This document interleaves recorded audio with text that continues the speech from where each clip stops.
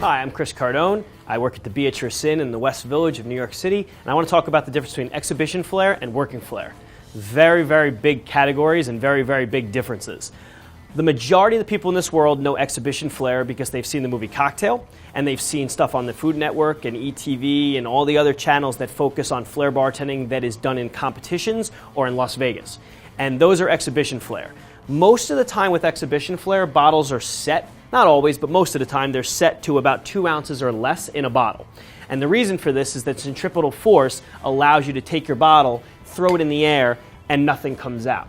If the bottle's over 2 ounces, you're kind of dealing with the possibility of it spilling, and if you go over to about half a bottle or more than half a bottle, you're definitely going to lose liquid and it's going to spill, which is obviously unacceptable to a bar owner, a manager, and anyone else who cares about the product in the bottle.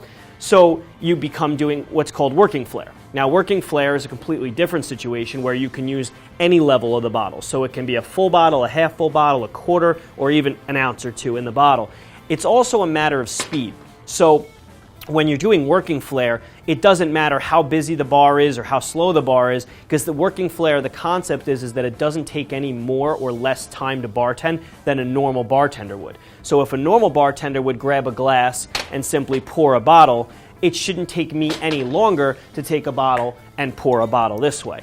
It's working flair. It's basically, the idea is you're creating flair bartending, but it's not taking more time to do the drink than a normal bartender would.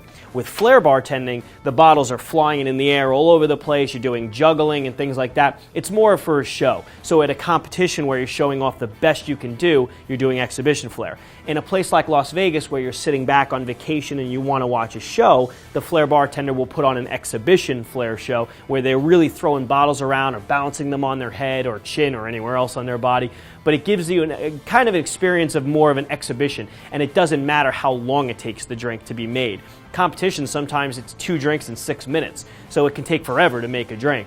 In a New York City bar, that doesn't work, so it's all working flair all the time. But again, the concept really breaks down to exhibition flair is more of a show, working flair is more quick, precise movements that you're doing behind a live bar, and you're not sacrificing time or sales for the bar owner. And that's the difference between working flair and exhibition flair.